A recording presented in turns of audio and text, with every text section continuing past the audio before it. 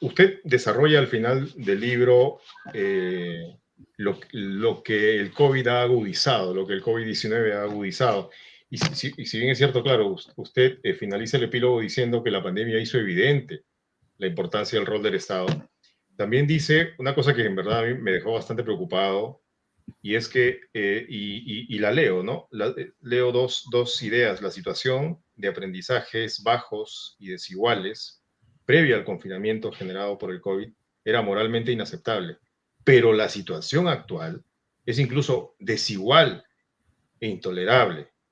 Y luego dice, a menos que haya una política de recuperación rápida de los aprendizajes olvidados y no obtenidos y que se mantenga en intensidad en los próximos 3 o 4 años, estamos frente a una potencial catástrofe, utiliza usted ese el término, eso es lo que eso es lo que me alarmó a mí, de desigualdad intergeneracional. Claro, hace 100 años, por ejemplo, con motivo del centenario de la independencia, en los 7 ensayos, Mariátegui decía que el principal problema de la educación era el analfabetismo indígena, del indio. Ahora, ¿cuál es, doctor? 200 años después, más el COVID.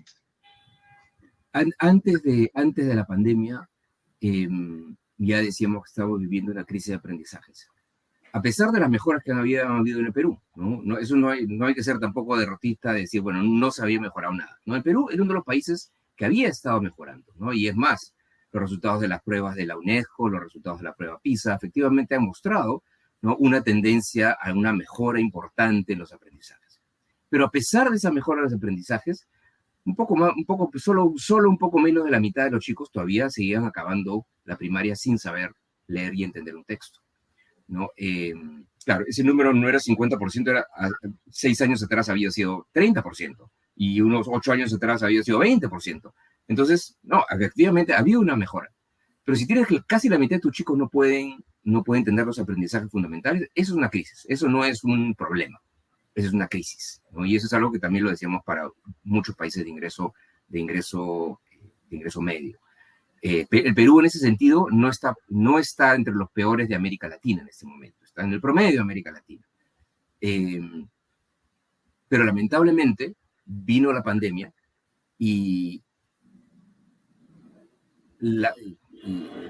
es triste que muchas sociedades, incluyendo el Perú, decidió que una herramienta para combatir la pandemia era cerrar las escuelas. Entonces, al comienzo de la pandemia probablemente tenía un sentido porque vivíamos en un mar de ignorancia y no sabíamos qué hacer.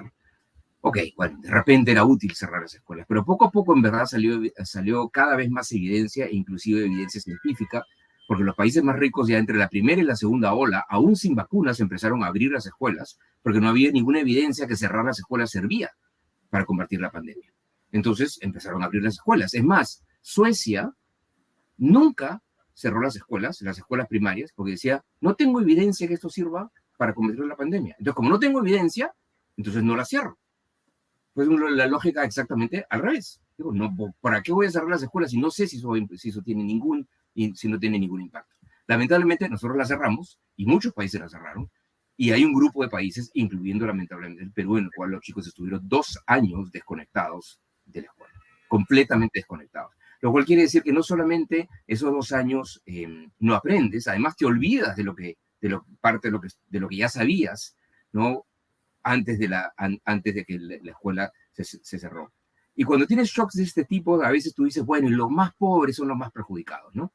Aquí en verdad es al revés. Aquí solamente los más pudientes, digamos el 10%, pues es el 20% más rico, en el Perú y en muchos países de ingreso medio, pudieron mantener la conexión con la escuela. No perfecto, obviamente. Nunca se reemplaza, ¿no?, esa interacción persona a persona. No se reemplaza. Pero bueno, algo tuvieron a través de clases en Zoom con los profesores, y tenían una computadora, tenían internet, tenían un espacio donde trabajar, tenían libros en su casa, etc.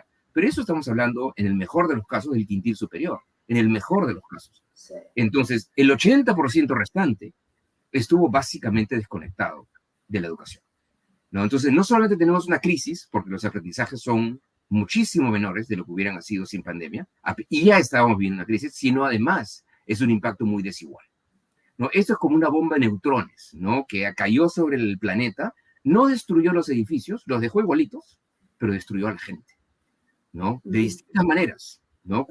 Obviamente con la pandemia misma, pero el efecto que puede tener más de mediano y de largo plazo es el impacto sobre esta generación cuya productividad, cuyo bienestar, cuyos ingresos en el futuro pueden verse muy afectados si es que no hacemos algo hoy. ¿Se puede hacer algo? Sí se puede hacer algo. ¿Es fácil? No es fácil, pero sí se puede hacer algo en términos de aceleración y recuperación de los aprendizajes intensivamente en los próximos 2, 3, 4 años.